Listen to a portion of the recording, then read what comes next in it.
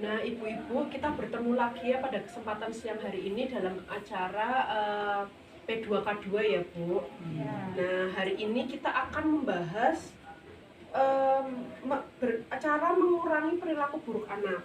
Nah, di sini di flipchartnya sudah ada ya, Bu, cara mengurangi perilaku buruk anak usia di bawah 2 tahun. Jadi batita ya, Bu, bayi di bawah usia 2 tahun. Nah, yang pertama itu membuat lingkungan aman bagi anak. Nah, biasanya nek anak 2 tahun itu kan apa ya, Bu?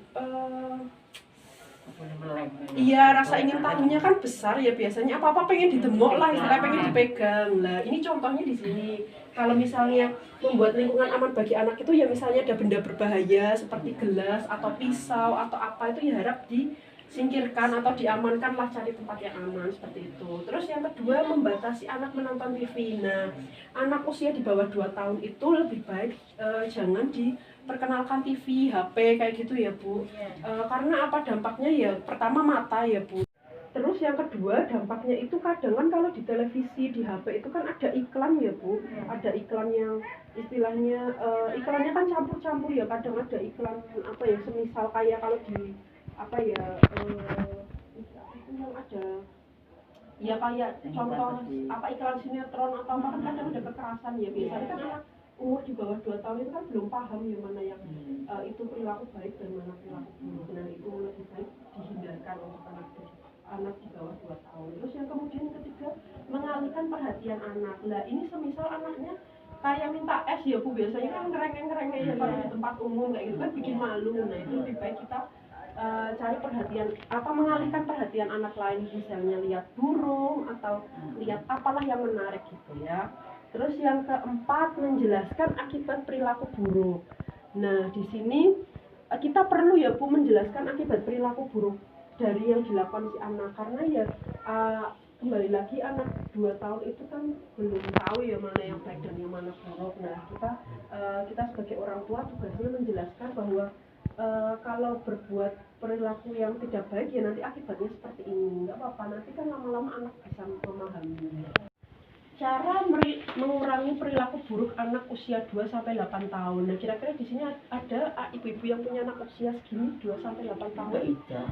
Nah, iya, ini begini caranya. Pertama, menjelaskan akibat dari perilaku buruk anak. Nah, kalau anak usia segini udah mulai paham ya, Bu.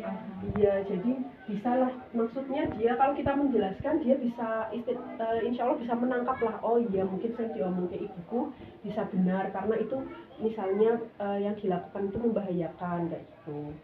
Terus membuat aturan bersama anak. Nah, di sini ibu-ibu ada yang pernah membuat aturan bersama anak yang punya anak SD?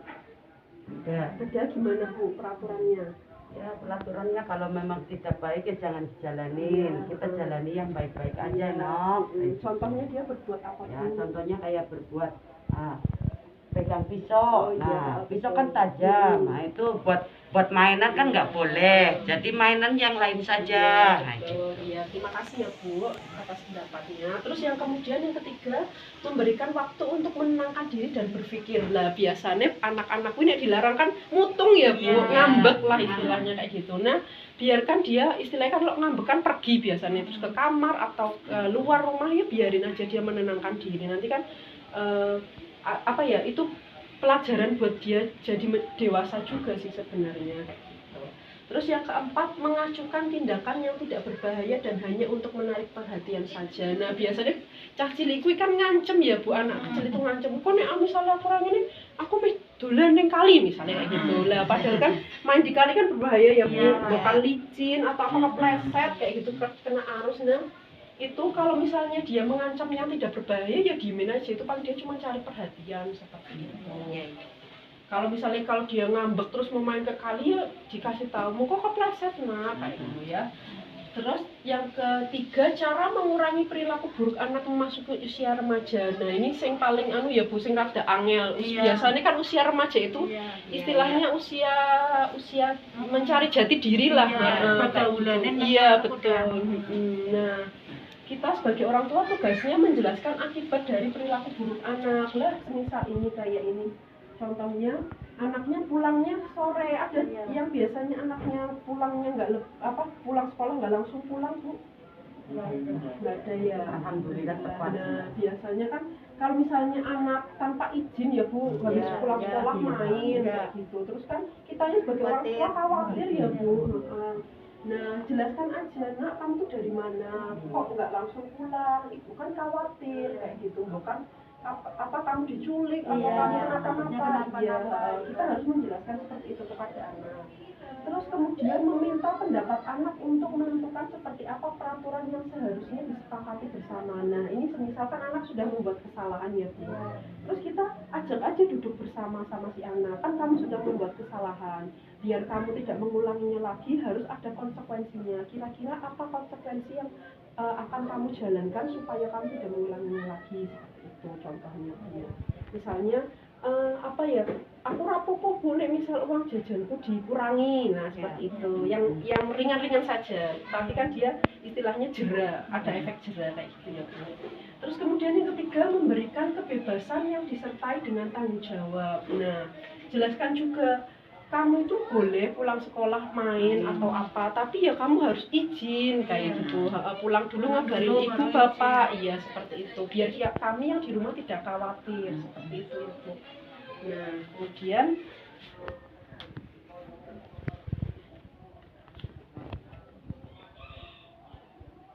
kemudian selanjutnya kita akan menonton film. Ibu tahu kamu merasa menyesal karena sudah berkelahi. Kamu tahu kan, kamu tidak boleh berkelahi, itu tidak baik. Itu artinya kamu sudah melanggar peraturan, Agus. Kamu tahu ada sanksi kalau melanggar peraturan. Nah, menurutmu apa sanksinya? Aku tidak akan bermain dengan teman-teman itu minggu ini. Menurut ibu, tidak bermain dengan teman-teman selama 3 hari cukup adil. Jika kamu bersikap baik selama 3 hari sesudahnya. Tidak mulai perkelahian di sekolah ataupun mengganggu adikmu. Maka kamu boleh bermain lagi dengan teman-temanmu. Setuju? Baiklah, kalau begitu, mari kita ceritakan pada Bapak apa yang sudah terjadi dan apa kesepakatan yang sudah kita buat. Jadi, kamu sudah menentukan sendiri, Anmu Agus. Itu bagus. Bapak tidak marah. Yang penting kamu sudah tahu kesalahanmu dan sudah berjanji untuk memperbaiki diri. Selama tidak bermain dengan teman-teman, kamu akan punya lebih banyak waktu untuk membaca, mengerjakan pekerjaan rumah, dan membantu ibu atau bapak. Aduh Ita, coba lihat nak, kamu mau gambari apa ini? Coba, Ita ingat tidak, kalau mau menggambar, Ita mestinya menggambar di mana? Buku gambar. Pintar. Nah, kalau Ita menggambar di tembok, Ita harus bagaimana? Masih ingat? Nah, sekarang kita bersihkan tembok sama-sama yuk. Besok Ita boleh nonton film Unyi lagi. Tapi hari ini tidak boleh, karena Ita sudah menggambar di tembok. Setuju? Nah, kira-kira apa yang ibu-ibu pahami dari film ini, Bu?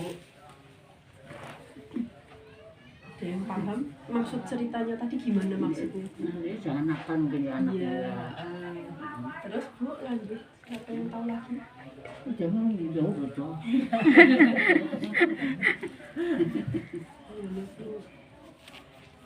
Dia nasihati anaknya supaya jangan nakal, supaya jerah, dia kasih nggak kasih kesempatan untuk menggambar lagi di tempat yang di tembok gitu, harus menggambar di buku gambar gitu.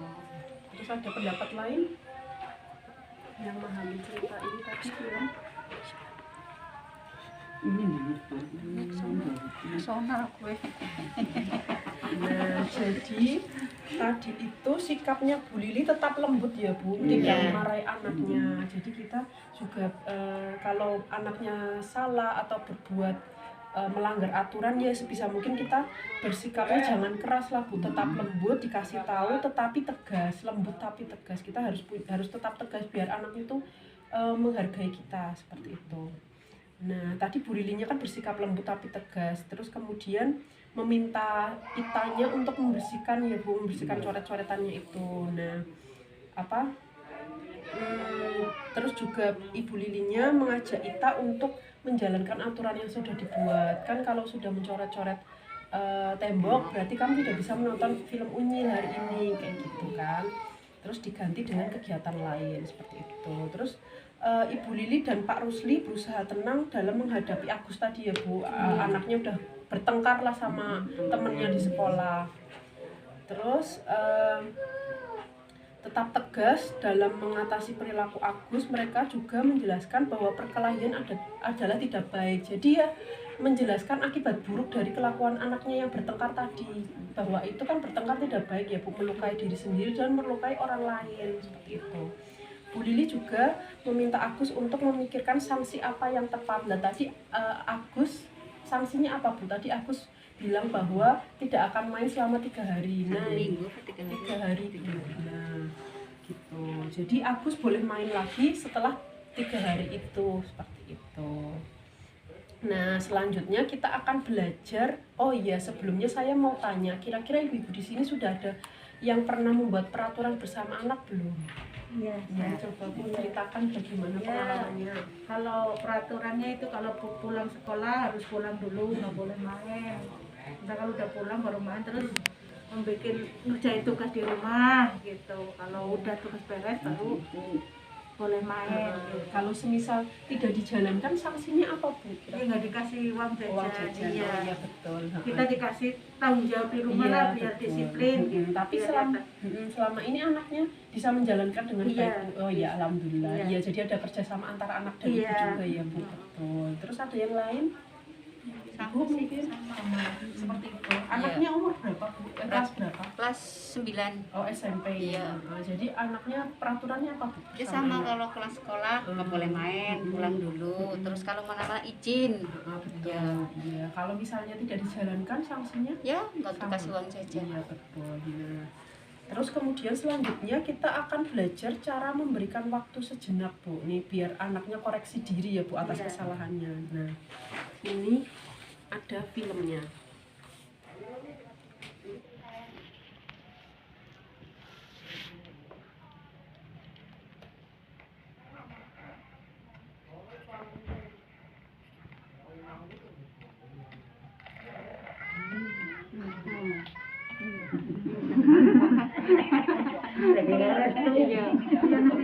Iya berapa ya? Kamu tidak boleh memainkan majalah lagi. Nah, sekarang berdiri diam di situ selama 7 menit. Kalau kamu beranjak dari situ, kamu harus kembali berdiri di situ lagi 7 menit lagi. Nanti Ibu beritahu kalau waktumu sudah 7 menit. Sudah Ita? Cuk cuk cuk cuk. Yuk main sama Ibu.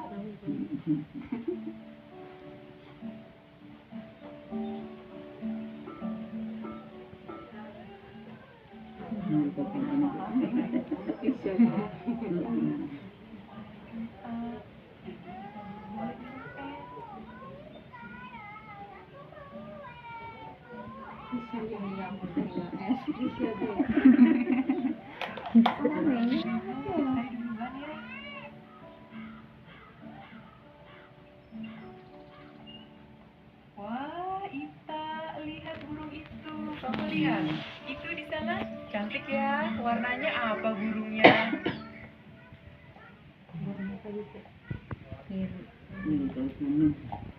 Nah apa Bu yang dapat dipelajari dari cerita Ibu Lili tadi? Jalan pas sama adiknya. Dia lagi mainan sama Iya. adiknya. Terus Agusnya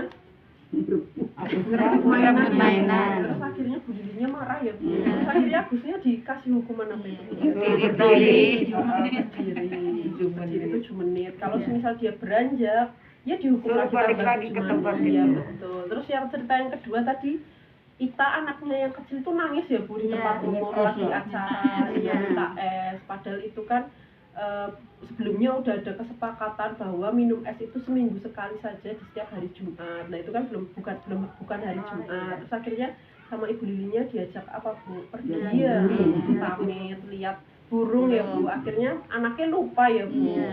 Iya, jadi wajar ya Bu, kita kadang marah, kesal sama anak itu wajar. Cuman ya kalau misalnya kita emosi banget ya mending kita menghindar dulu, kita menenangkan diri. Kalau kita sudah tenang ya baru kita hadapi anak tersebut, ngomong baik-baik. Terus kemudian kita juga nggak apa-apa memberikan waktu untuk anak menenangkan diri, juga nggak apa-apa, biar anak itu berpikir bahwa tindakannya salah dan dia harapannya bisa mengambil pelajaran lah dari tindakannya tersebut. Iya betul. Tuh.